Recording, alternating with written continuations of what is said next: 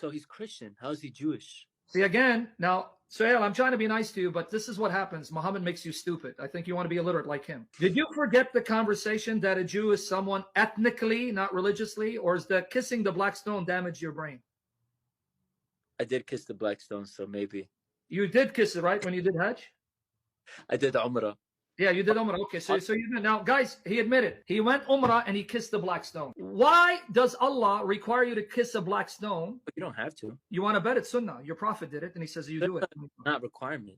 You want to bet that if you perform Umrah or Hajj, that one of the $100, even though I'm not supposed to bet. Okay, you want to bet? If I quote you Fiqh Sunnah, quoting Bukhari and Muslim, where it is one of the rights that you must do. If there is a large crowd, then you have to just symbolically reach out your hand and kiss your hand. But if there's room, you have to go kiss the stone and put your cheek on it. This is part of the rites of pilgrimage, according to your Prophet. Are you trying to deceive me? No, not at all. Okay, so again, why did your Prophet make you kiss a black stone when even Umar ibn al-Khattab said, when he went to kiss it, he goes, I know that your stone that neither harms nor benefits. Had I not seen the Messenger of Allah doing it, I would not have done it. Why? The black stone is we say it's the universal center of the universe. Okay. What if I tell you, according to your Prophet, your black stone will come on the day of judgment and will defend you and make Allah forgive you? I never heard of that. What if I show you from the sound a hadith? Your Prophet said that black stone will come to life with eyes and a mouth, and it will fight for you and intercede for you, making Allah forgive you.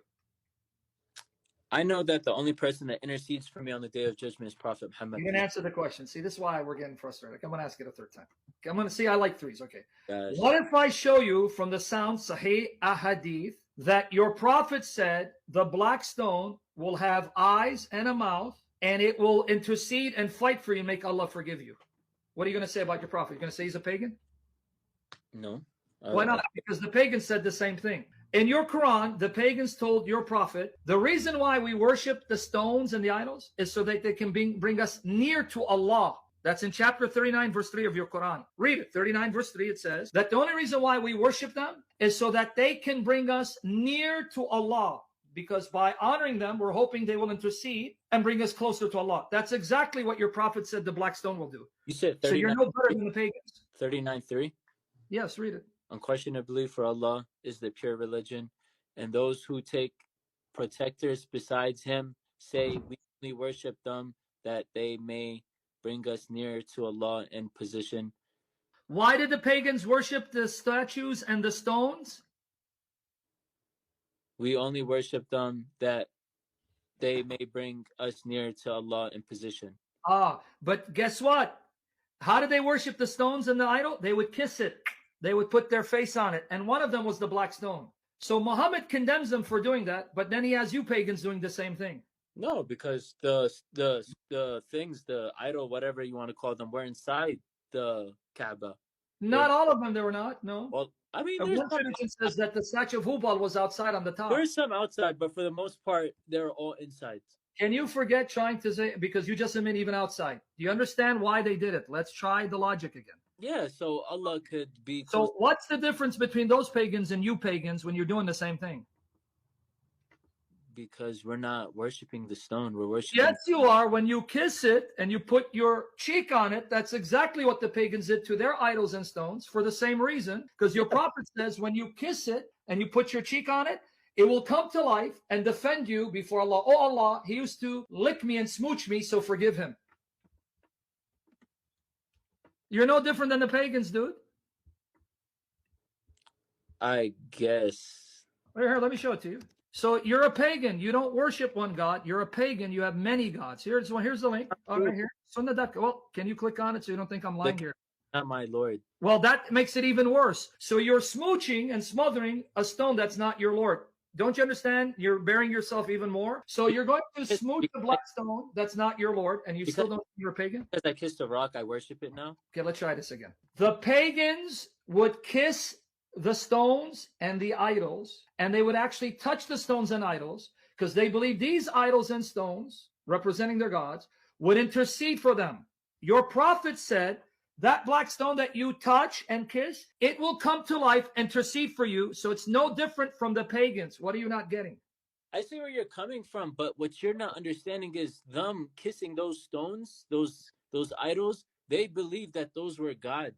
Sure, that's okay, but they didn't think they were Allah. They thought they would bring them closer to Allah. So you don't call it a god, but you're doing the same thing. I'm going to lick this black stone because it's going to bring me closer to Allah. That's So idolatry.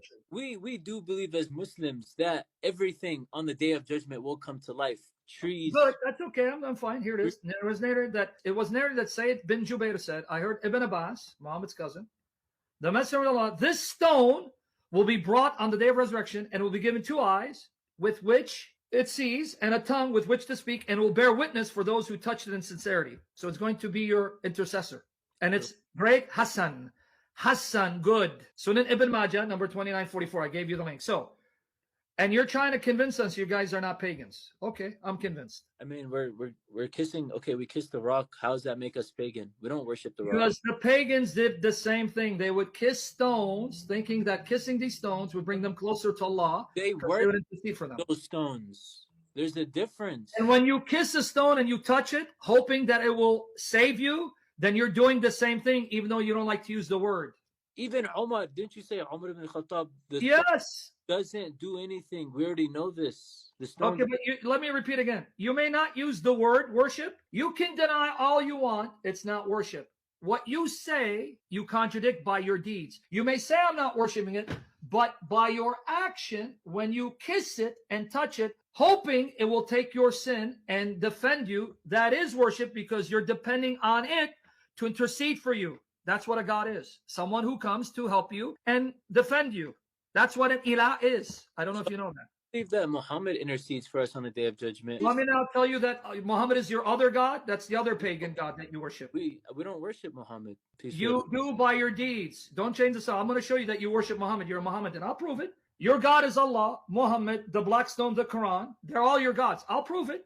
But before we get to Muhammad as your God, are you okay with a stone coming to life and interceding for you and defending you, which is what an ilah does? Why do you think they worship them as gods?